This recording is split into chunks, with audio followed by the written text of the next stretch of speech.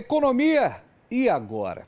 E agora a poupança teve uma retirada estrondosa no primeiro semestre, 50,49 bilhões de reais.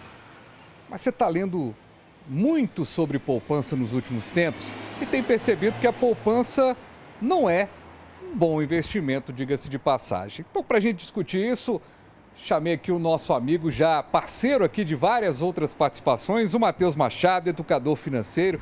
Matheus, satisfação recebê-lo aqui no programa para a gente falar da danada da poupança.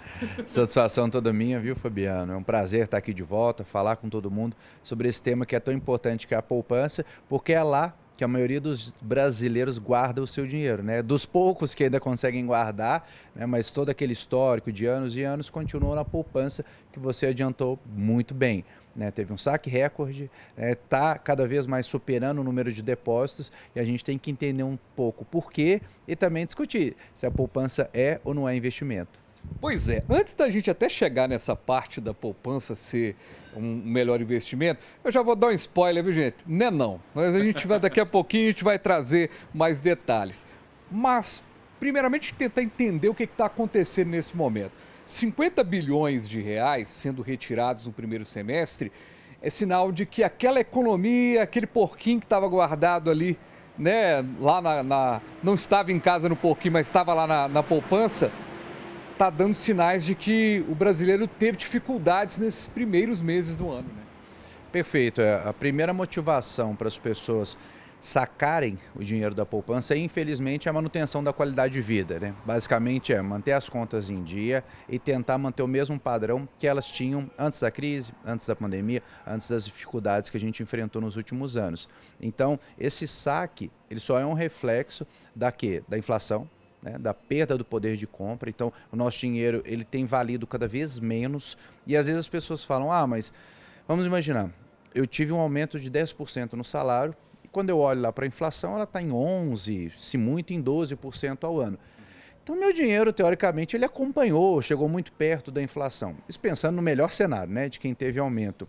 Mas a verdade é que os itens da mesa do brasileiro, o combustível, são aqueles itens que a gente mais consome. A famosa inflação real, né? Exatamente. Essa foi muito alta, essa foi muito pesada. Então aí você fala, mas por que então a inflação ficou em 11, 12? Porque são mais de 400 itens que são considerados quando a gente fala do índice da inflação. Então sim, né, as pessoas estão sacando para tentar continuar vivendo com a mesma qualidade. Eu gostei muito do meme que você postou na sua rede social, né? Comprei um quilo de frango, deixei no congelador, rendeu 2,90. Mas você sabe que 30%. Ou seja, é uma brincadeira, óbvio, mas acabou que se você fosse comprar aquele frango 3 dias depois mesmo, você ia pagar 30% a mais. Exatamente, né? É uma verdade. Os preços eles têm subido muito e de uma forma muito rápida. Tanto é que esse meme aí, muita gente ficou brincando, e aí até eu estava conversando com um amigo que eu esqueci de colocar, né? Eu falei, eu não coloquei os custos, né? Para manter o refrigerador ligado e tudo. Falei, mas se bem que o refrigerador já estava com espaço vazio, né? Porque cada vez as pessoas têm conseguido comprar menos. Então, tá sobrando espaço na geladeira, né? E tá faltando carne, né, lá na mesa, tá faltando combustível no tanque. Muita gente pensando em vender carro, em começar a fazer, até que eu falo, pelo menos tem alguns benefícios indiretos, né? Quando você começa a fazer aquela carona, aquele grupo de amigos para ir para o mesmo lugar, pelo menos o meio ambiente agradece. São 2, 3 carros a menos rodando na rua, então pelo menos você junto, faz algum benefício a gente tem que encontrar. Mas eu acho que o processo de se educar financeiramente, Fabiano, a gente tem um ditado antigo para quase tudo na vida, né? Que a gente aprende pelo amor ou pela dor. A educação financeira, ainda para o brasileiro, tem sido um processo que eles estão aprendendo, que nós estamos aprendendo pela dor. Com inflação, com taxa de juros muito alta, com empréstimos cada vez mais caros, com perda de emprego. Embora a gente tenha vivido aí, né, uma geração de empregos muito interessante nos últimos tempos, ainda não é um efeito real na economia. Beleza, o emprego está sendo gerado, mas o que é esse emprego? O IBGE mudou a classificação do que é emprego. O autônomo agora é emprego, o trabalho informal, mas desde que tenha uma renda, é emprego. Então a gente também começa a viver períodos um pouco delicados, sabe? Às vezes o termo parece que está tudo bem, mas não está. Então a gente não pode perder esse time, né?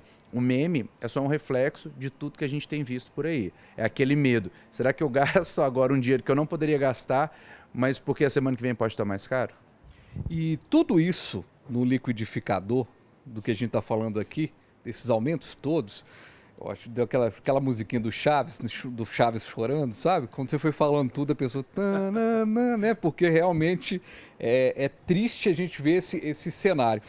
E tudo isso leva para isso que a gente falou, né? A turma que estava com aquela poupança garantida ali e tudo mais, não é o melhor investimento, a gente vai falar um pouco disso, mas estava ali guardando um dinheirinho para uma emergência e essa emergência chegou. E a turma que não tem a emergência, Matheus? Essa turma que não tinha de onde tirar a poupança tá mais complicada ainda, né? Olha, tem um número muito crítico que só 1 a cada 10 brasileiros consegue poupar. E esse dado ainda não foi atualizado após a pandemia. Então, assim, provavelmente essa média deve ter caído. Ainda pensando na média pré-pandemia, que era de 1 a cada 10, a gente está falando que 85% dos recursos de quem guardou ou guarda vai para a poupança. Então, apenas 15% dos recursos guardados, de fato, foram aplicados no mercado financeiro, né, em opções aí, vamos dizer, mais rentáveis, para não dar muito spoiler do que a gente ainda vai falar. Então, qual que é o cenário? Pouquíssimas pessoas guardando dinheiro, a maioria já não guardava, então você falou muito bem. Quem não guardava, o que começa a fazer? Primeiro, desfazer de algum bem, vende o carro, volta a morar com os pais, morava de aluguel, então volta a morar, muitas vezes vai morar de favor com alguém, né? Reduz qualidade de vida, padrão de vida, então se eventualmente, às vezes morava num bairro que considerava melhor, troca para um apartamento, para uma casa com um aluguel mais barato, em uma região mais barata e que, infelizmente, muitas vezes significa mais exposição à violência, às vezes menor qualidade de vida, menor acesso de transporte público, porque a gente não pode viver enganado.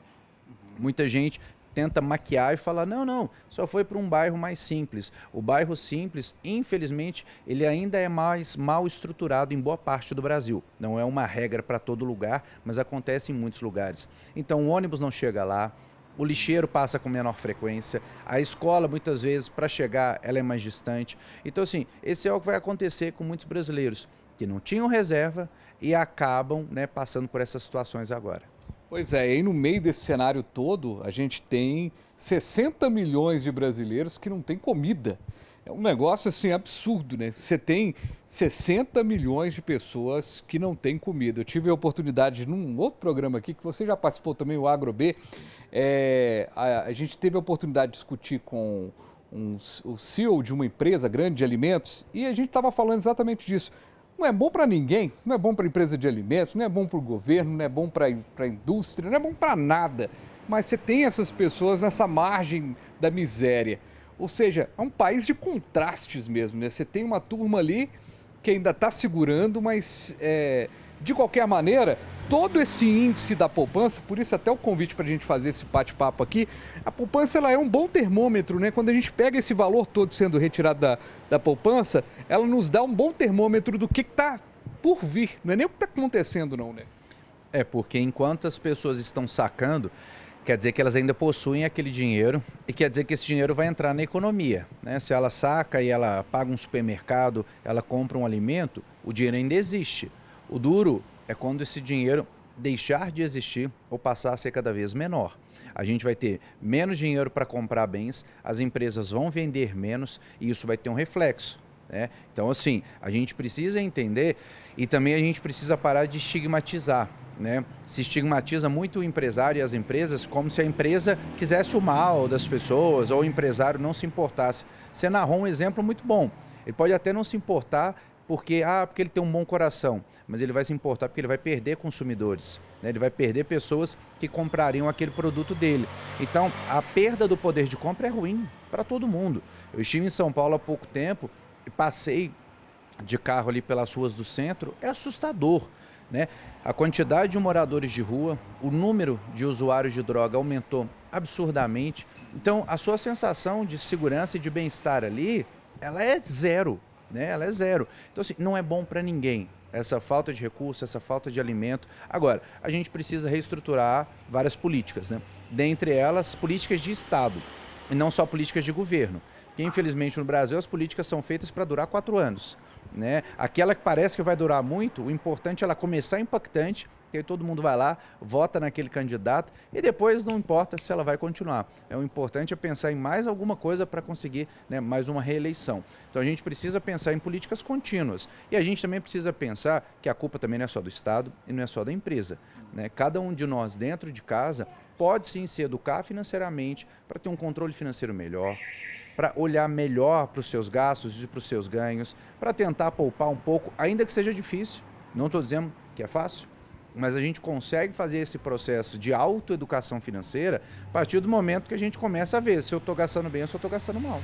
Pois é, e essa questão do gasto, ela está muito no dia a dia das pessoas, né? No dia a dia de todo mundo, mas que quando a gente fala assim, vamos economizar, bate assim, gente, como, né? Como economizar? E é isso que eu quero discutir no próximo bloco, viu, Matheus? Eu quero a gente falar um pouquinho do que representa a poupança hoje de investimento, quais são as possibilidades fora a poupança para a pessoa colocar aquele dinheirinho que sobra e o mais importante, a gente pensar, fazer uma reflexão aqui de como a gente consegue poupar mesmo em meio ao caos. Porque chegar hoje no supermercado é um